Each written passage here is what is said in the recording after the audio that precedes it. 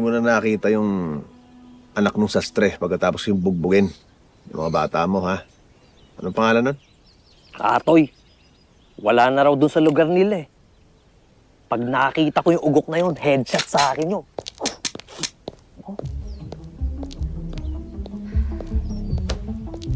Kakasabi lang sa akin ng social worker na nakahouse na si Norma Cruz sa isang kumbento. Ginagawa niya dun. Isa siyang madre. We can talk to her tomorrow. She doesn't know my name, but I'm sure she'll remember my face. Sumama ka. Yes, boss. And, hon, please, no guns tomorrow. You have to look like you're meeting the Pope.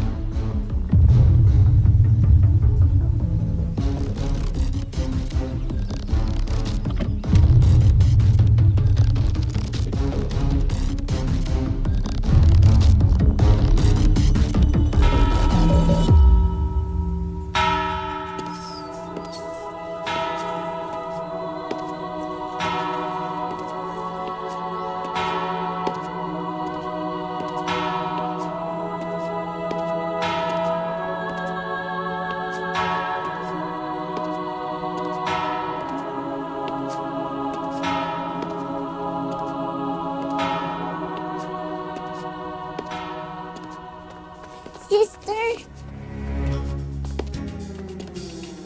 Good morning po, sister. Apo, bless ka. Lola, bakit po parang kamay ng lalaki yung kamay ng madre? Ay, santisimang bata to. Biles ka na nga eh. Tapos nilait mo pa si sister.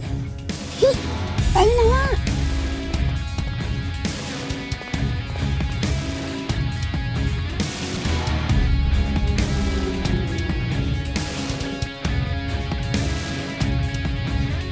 I'm sorry, what? Naka 1-year vow of silence si Sister Norma? Yes. Hindi siya pwedeng makausap o bisitahin ng kahit na sino dahil hindi siya magsasalita. Anong pauso yan?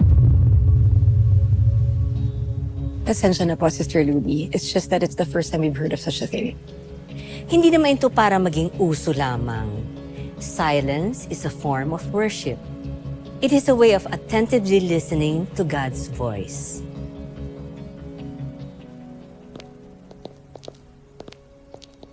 Sister Norma! Excuse Sister me? Norma! Excuse me. Wait po, yung 8 years ago, merong 2 months na baby na inabot sa'yo yung asawa ko. Si Martina. Martina Regalia po ang pangalan niya. Natatandaan niyo po ba? Sister, naaalala niyo pa ba ako? Gusto lang namin mahanap yung bata. Gusto namin malaman kung sino umampon sa kanya. Please, huwag niyo kaming guluhin. Wala siyang masasabi dahil hindi siya si Sister Norma. Ang sinungaling. Gusto ko lang kausapin to, sister. Ano ba? Halika, mag-usap po tayo. Sandali lang po. Halika, sandali lang to. You are harassing her!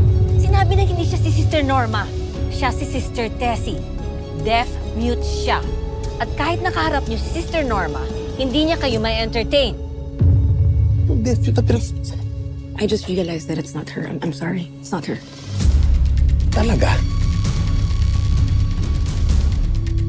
Sister Rose, tumawag ka ng security guard.